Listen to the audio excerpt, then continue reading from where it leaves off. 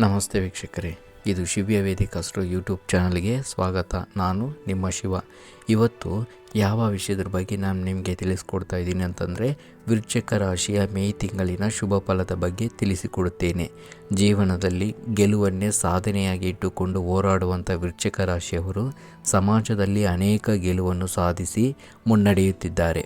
ವೃಶ್ಚಿಕ ರಾಶಿಯ ಅಧಿಪತಿ ಕುಜನು ನೀಚ ಸ್ಥಾನದಲ್ಲಿ ಇರುವ ಕಾರಣ ಕೆಲಸ ಕಾರ್ಯಗಳನ್ನು ಗಮನವಾಗಿ ಇಟ್ಟುಕೊಂಡು ಮಾಡಬೇಕು.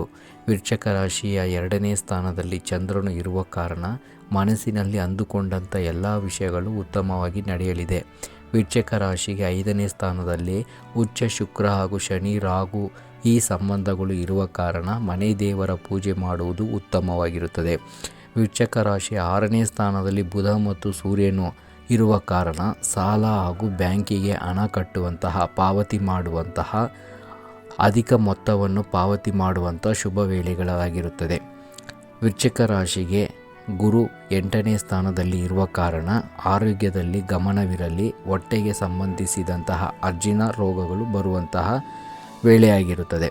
ವೃಶ್ಚಿಕ ರಾಶಿ 9ನೇ ಸ್ಥಾನದಲ್ಲಿ ಕುಜ ಇರುವ ಕಾರಣ ಸುಬ್ರಹ್ಮಣ್ಯನ ಆರಾಧನೆ ಮಾಡುವುದು ಹಾಗೂ ದೇವಿಯ ಆಶೀರ್ವಾದ ಸದಾ ಇವರ ಮೇಲಿರುತ್ತದೆ. ಈ ವೃಶ್ಚಿಕ ರಾಶಿಗೆ ಉತ್ತಮವಾದ ಪರಿಹಾರ ಫಲ ಅಂತ ನೋಡಿದಾಗ ಗ್ರಾಮ ದೇವತೆಯನ್ನು ಆರಾಧನೆ ಮಾಡುವುದು ಉತ್ತಮ ಫಲ ಕೊಡುತ್ತದೆ. ಅದೃಷ್ಟವಾದ ವಾರ ಮಂಗಳವಾರ, ಅದೃಷ್ಟವಾದ ಸಂಖ್ಯೆ 4, ಅದೃಷ್ಟವಾದ ಬಣ್ಣ ನೇರಳೆ ಬಣ್ಣ. ಮುಂದಿನ ಸಂಚಿಕೆಯಲ್ಲಿ ಮಕರ ರಾಶಿಯ ಬಗ್ಗೆ ತಿಳಿಸಿಕೊಡುತ್ತೇನೆ. ನಮಸ್ತೆ.